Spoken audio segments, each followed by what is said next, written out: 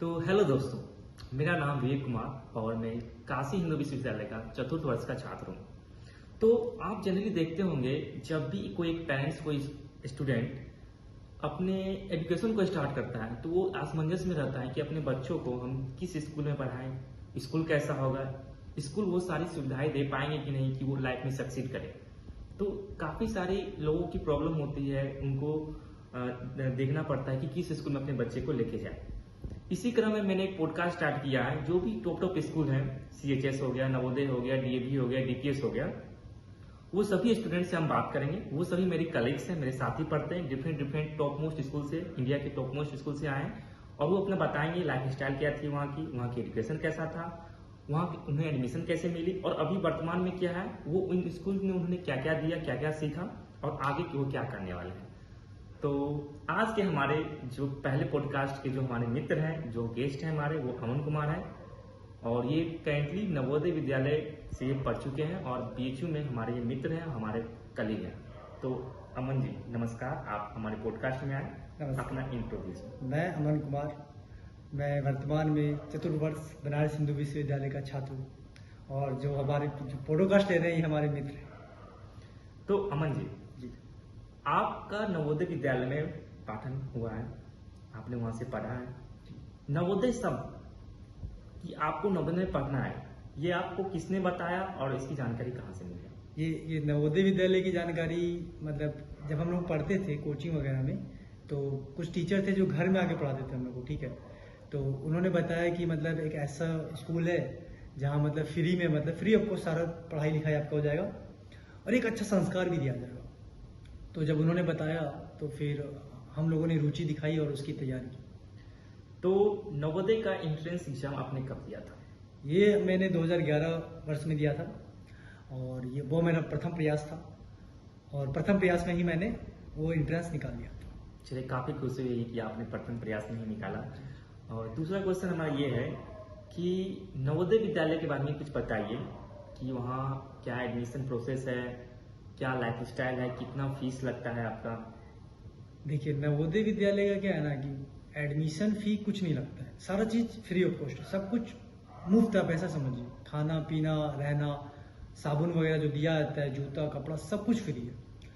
और इसका प्रोसेस ये है ना कि आप सबसे पहले जो एग्जाम देते हैं आप, उसमें मैथ्स का सवाल रहता है, रीजनिंग रहता है और पैसेज रहता है लंबा लंबा, गद्यांश और पद्यांश जिसे कहते हैं। और अभी का वर्तमान पैटर्न क्या है ये तो मुझे नहीं पता, बट एक बार आप जब सिलेक्ट हो जाओगे ना, वहाँ का कैंपस आपका बहुत बड़ा रहता है। मतलब जो बच्चा गांव से आता है ना, उसको सारा चीज़ भव्य मिलता है और वो एक अच्छा आपको वातावरण देता है अपने टैलेंट को निखारने के लिए। तो अमन जी, दूसरा क्वेश्चन मेरा ये है कि नवोदय विद्यालय से आपने पाठन किया, सब कुछ किया, तो किस नवोदय से आप थे? मेरा जो नवोदय था वो था जवाहर नवोदय विद्यालय हजरिया दुमका था। अच्छा, तो आपने वहाँ कितने वर्ष तक पढ़ाई की? मैंने वहाँ 4 वर्ष की थी, 6 से 10 तक मैंने मतलब पढ़ा था। उसके बाद फिर 2 साल नॉन स्कूलिंग किया था। वहाँ की टीचर्स आप कैसे सपोर्ट करते थे, कैसे पढ़ाते थे, कुछ इसके बारे में बताइए।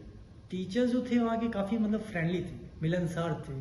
आप जहाँ पे आपको लगता है कि मेरे से चूक हो रही है, वो लोग एकदम माता पिता की तरह आपकी मदद करते हैं, क्योंकि पेरेंट्स से तो आप दूर रहते हो जब आप डॉर्मेट्री में रहते हो वहाँ।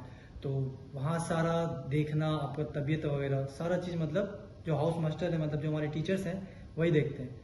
तो एक अच्छा बॉन्डिंग डेवलप हो जाता है टीचर और स्टूडेंट के बीच में, जिससे कि भविष्य में उन्हें बहुत सहायता मिलती है।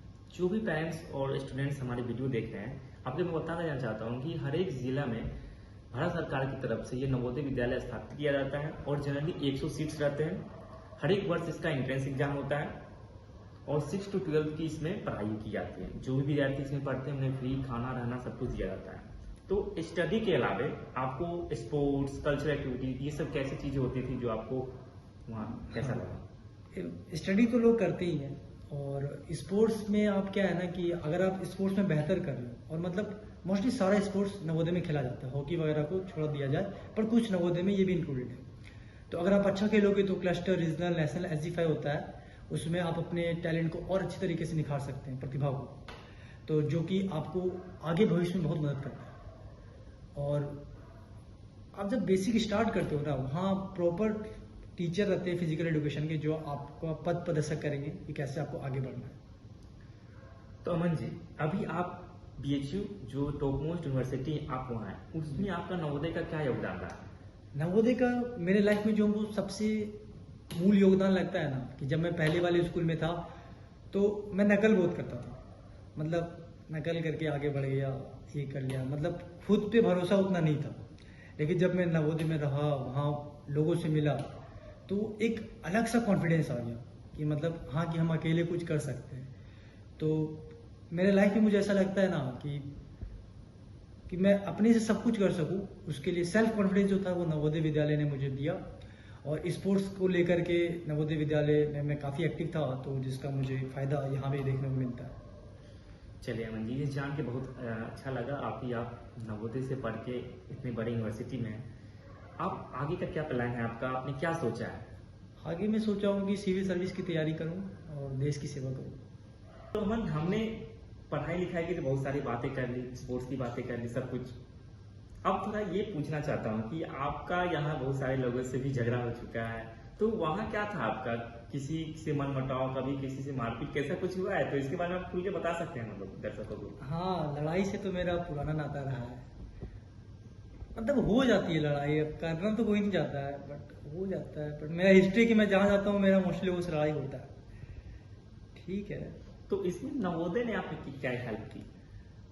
नवोदय ने ये हेल्प किया है कि अब अगर कुछ गलत हो रहा है तो उसके खिलाफ आप आवाज उठाओ, भले ही उसके लिए लड़ना ही क्यों ना पड़े।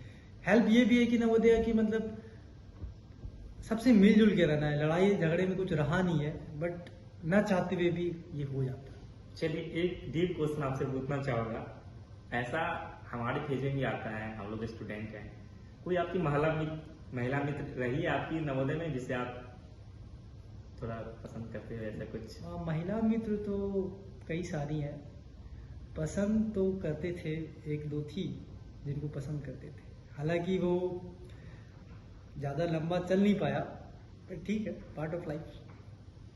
चलिए, एक मोर इंटरेस्टिंग क्वेश्चन आपसे पूछना चाहूँगा कि आपने काफ़ी कम एज में वहाँ एंट्रेंस एग्जाम वहाँ गए, आपने पढ़ाई की। कभी ऐसा हुआ कि जो खाना आपको घर में नहीं मिल रहा है और आपको अधिक लेना है, मेस में आपने कभी चुराया हो, या ऐसा कुछ किसी ओकेजन पे ऐसा कुछ कांड कभी किया है? कुछ मेमोरी बताइए। नवोदय में सिर्फ कांड ही होता है, अगर देख कहा जाए तो। क्या है ना कि हम लोग को 5 पूड़ी मिलता था और उसके साथ जलेबी वगैरह दे दे।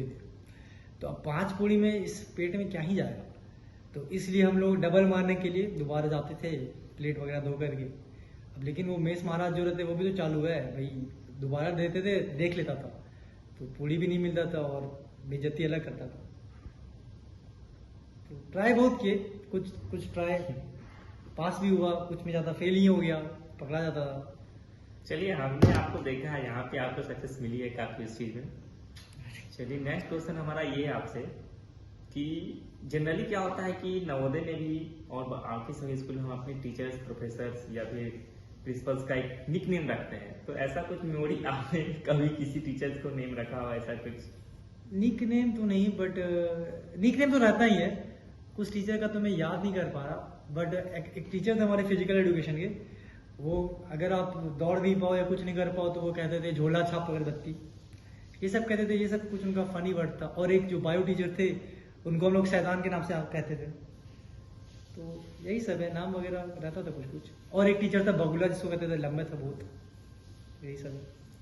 अंतिम क्वेश्चन हमारा ये है कि मान लीजिए आपको नवोदय में कुछ चीज लेके जानी है जो रिस्ट्रिक्टेड है, हाँ। जिससे ऑनलाइन खाना ये वगैरह कुछ भी, मोबाइल फोन, ऐसा कुछ, वो चीज आपने कभी ऐसा किया है कि मोबाइल रखा हो, कुछ अनरिस्ट्रिक्टेड चीज रखा हो कुछ खाने के लिए, ऐसा कुछ?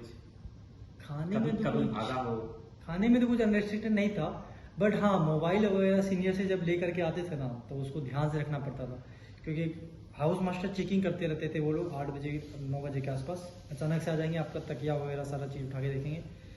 तो एक बार किया था, एक बार धरा भी गया था, तो उसके बाद फिर कुटाई भी उसी हिसाब से हुआ था। तो मैं प्रणाम करने गया था कि सर छोड़ दो सर, सॉरी सर, और सर एक मतलब हाथ लगा दी भाई।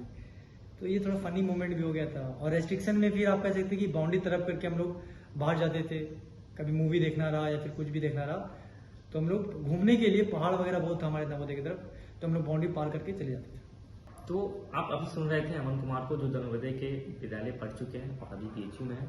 और आपको बता देना चाहता हूँ कि मेरे बैच में बहुत सारे नवोदय के विद्यालय के विद्यार्थी हैं जो अच्छी अच्छी जगह पोस्ट पे गए हैं। कुछ आईटी में पढ़ रहे हैं, कुछ मेडिकल में पढ़ रहे हैं, कुछ देश की टॉप मोस्ट मैनेजमेंट संस्थान में पढ़ रहे हैं। तो काफ़ी अच्छा विद्यालय है। आपको पढ़ने के साथ साथ एक कॉम्पिटिटिव माहौल, एक अच्छा वातावरण मिलेगा। तो जो भी स्टूडेंट्स और पेरेंट्स मेरी ये वीडियो देख रहे हैं, उनसे मेरा यही रिक्वेस्ट रहेगा कि आप अपने बच्चों को नवोदय का एंट्रेंस एग्जाम दिलाएं, आप देखें, जाए कैंपस विजिट करें। आपको एक अनुभव मिलेगा और एक अच्छा वातावरण के साथ साथ आपको एक अच्छी एटमॉस्फेयर मिलेगी पढ़ने की। और इसी के साथ हमसे जुड़ने के लिए आपको बहुत बहुत धन्यवाद। रिलेशनशिप वाला का पूछिए।